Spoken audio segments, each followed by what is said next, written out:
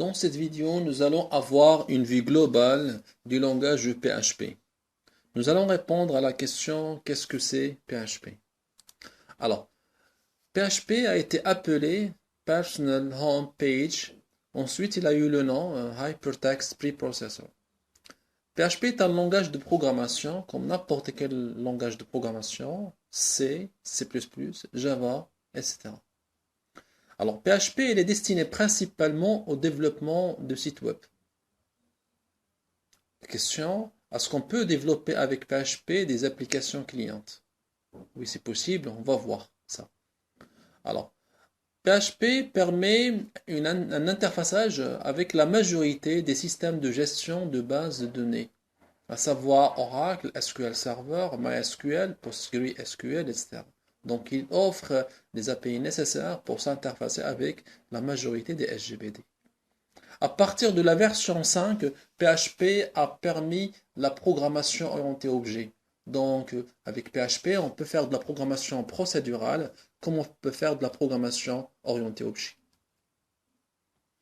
PHP inclut de nombreuses extensions appelées aussi modules qui ont permis sa grande popularité.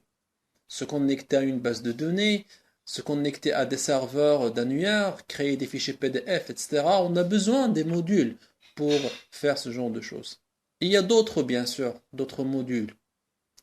PHP, ce que je viens de dire tout à l'heure, c'est qu'il permet aussi de créer ce qu'on appelle des applications clientes ou bien des applications de type client lourd. Donc, par exemple, je peux créer une application de type bureau sur mon ordinateur sans utiliser ni le navigateur, ni un serveur web, etc. Donc, on a besoin des modules comme le PHP GTK et en plus, il faut avoir dans notre PC la bibliothèque PHP GTK. Donc, on peut créer des applications indépendamment des navigateurs, indépendamment des serveurs. Quels sont les avantages du PHP?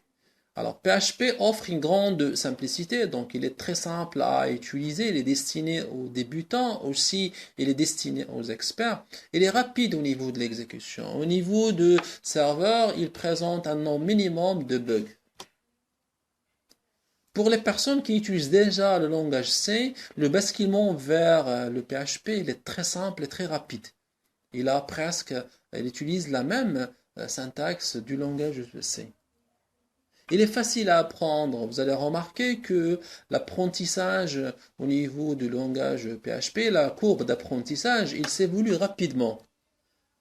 Grâce à sa communauté qui est très mobile et très réactive, on voit maintenant le grand succès du langage de PHP. PHP est-il un langage interprété ou compilé? Alors, pour répondre à cette question-là, il faut d'abord répondre à la question qu'est-ce que c'est un langage interprété? Qu'est-ce que c'est un langage compilé? Alors, qu'est-ce qu'un langage interprété? Un langage interprété, c'est un langage qui permet de créer des programmes dont les instructions lors de l'exécution des instructions, ne vont pas être exécutées d'un seul coup et les instructions ne sont pas traduites en langage machine. C'est au moment de l'exécution que l'instruction est traduite et est exécutée. C'est ce qu'on appelle un langage interprété. Et pour comprendre le fonctionnement du langage interprété, qu'est-ce qui fait ce qu'on appelle l'interpréteur? 1. Il lit l'instruction. Elle n'est pas encore traduite en langage machine. 2. Il l'exécute, ensuite il passe à la deuxième. Et ça, ce qui constitue une lenteur au niveau des langages interprétés. Alors, passons maintenant à un langage compilé. Alors, qu'est-ce que c'est un langage compilé? Un langage compilé, il permet de créer des programmes et avant leur exécution, ils sont d'abord traduits. Donc, le code source, l'ensemble des instructions composant le code source vont être d'abord traduites en langage machine par ce qu'on appelle le compilateur. Ensuite, c'est au niveau du microprocesseur où il y a lieu l'exécution. Alors, à l'émergence de Java, il a créé une nouvelle approche de la compilation, ce qu'on appelle la compilation bytecode et la naissance du terme de la machine virtuelle. Alors, qu'est-ce que veut dire la naissance de la machine virtuelle et le bytecode? Alors, Java a dit qu'un programme qui va être compilé, est-ce qu'il peut être exécuté sur différentes machines? sur différents types de microprocesseurs, sur différents types de systèmes d'exploitation. Et ça, c'est pour ça il a défini ce qu'on appelle la machine virtuelle. Alors, le langage PHP est un langage compilé. Partage le même approche, le même principe du langage Java. Donc, le programme, ou bien le script PHP, il est compilé en bytecode, ensuite il est transmis à la machine virtuelle pour qu'il soit exécuté. Voyons maintenant le fonctionnement du PHP.